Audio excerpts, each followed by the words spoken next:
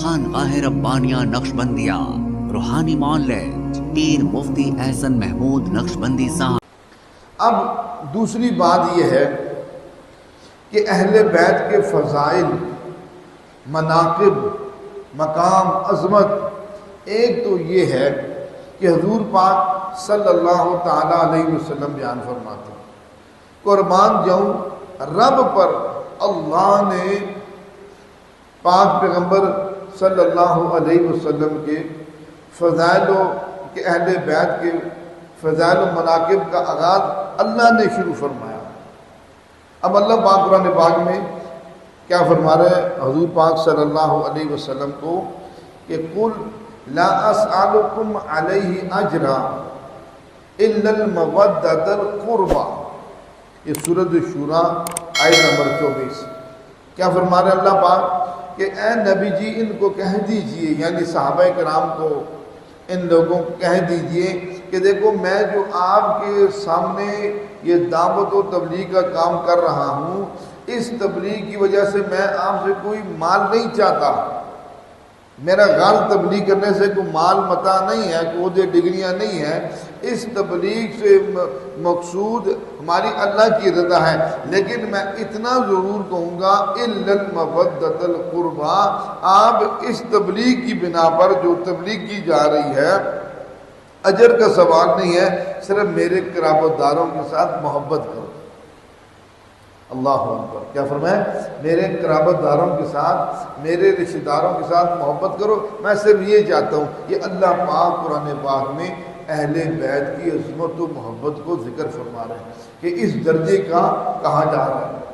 اب اسی طرح حدیث میں آتا ہے، یہ قرآن پاک کی آیت ہوگی فضائل اہل بیت کے بارے سے۔ دوسری بات قرآن پاک حدیث پاک میں رحمت عالم صلی اللہ علیہ وسلم فرماتے ہیں قیامت کے دن ایسا معاملہ ہوگا، کوئی نسب کوئی حسب، کوئی نسب کوئی حسب باقی نہیں رہے گا، سب ختم ہوگا۔ لا نسب ولا حسب الا منقطع یوم القیامت الا حسبی و نسبی۔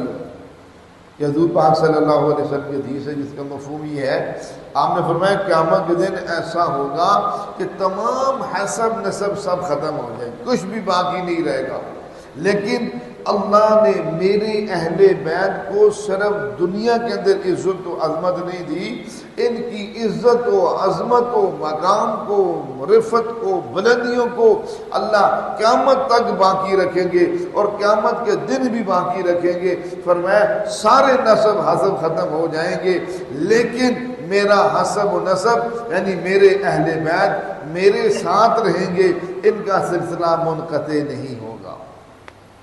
اب دیکھ لیے اتنی بڑی فضیلت رحمت عالم صلی اللہ تعالی علیہ وسلم فرما رہے ہیں اہل بیت کے بارے سے کہ سارے حسب نسب ختم ہو جائیں گے، حضور کا حسب نسب ختم نہیں ہوگا۔ ایک دفعہ نجران کے عیسائی آئے رحمت عالم صلی اللہ علیہ وسلم کے پاس، اور آ کر انہوں نے اسلام اور عیسائیت کے بارے میں بحث و مباحثہ شروع کر دیا کہ یہ گویا کہ انہوں نے عیسائیت کو پیش کیا کہ اصل عیسائیت ہے، اسلام نہیں ہے، اصل عیسائیت ہے، آپ ایسے ہی اسلام کی باتیں کر رہے ہیں، ہمارا مذہب صحیح ہے، آپ غلط ہیں، اس طرح کی باتیں ہو رہی تھی۔ اتنے میں اللہ پاک نے قرآن پاک کی آیت نازل فرمائی جس سے آیت مباہلہ کہتے ہیں۔ آیت مباہلہ، آیت مباہلہ کا مطلب یہ ہے کہ اللہ پاک نے قرآن پاک میں فرمایا میرے نبی جی ان کو کہہ دیجئے تم بھی اپنے بچے لے آؤ، ہم بھی اپنے بچے لے آتے ہیں، تم بھی اپنی عورتیں لے آؤ، ہم بھی اپنی عورتیں لے آتے ہیں، تم بھی اپنے لوگوں کو لے آؤ، ہم بھی اپنے لوگوں کو لے آتے ہیں۔ پھر کیا کرتے ہیں جناب، ہم سارے کھڑے ہو کر یہ دعا کریں گے، بلکہ بدعا کریں گے کہ اے اللہ اگر اسلام سچا ہے، اگر اسلام سچا ہے تو تو ان عیسائیوں کو برباد کر دے۔ عیسائی پر دعا کریں گے کہ اگر اے اللہ عیسائیت سچی ہے تو مسلمانوں کو برباد کر دے، ان کو ہلاک کر دے، آسمان سے آ گئے ان کو ختم کر دے۔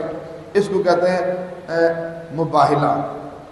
ایک تو یہ مباہلے کی صورت ہے، دوسری مباہلے کی صورت یہ ہوتی ہے کہ آگ جلائی جاتی ہے اور ہر مذہب والا مثلا عیسائی اپنی کتاب کو سینے کے ساتھ لگائیں گے، مسلمان اپنے قرآن مقدس کو سینے کے ساتھ لگا کر یہ کیا کر آنکھ کے اندر پوجیں گے، اے اللہ کا اسلام سجد ہماری حفاظت فرما۔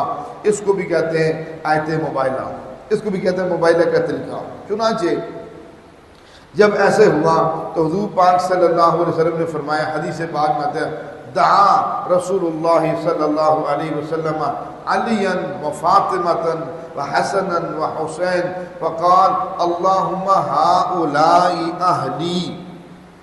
آپ نے سارے خاندان کو جمع نہیں کیا، سارے اہل بیت کو جمع نہیں کیا، صرف ان نفوس قدسیہ کو جمع کر کے آپ نے جمع کیا۔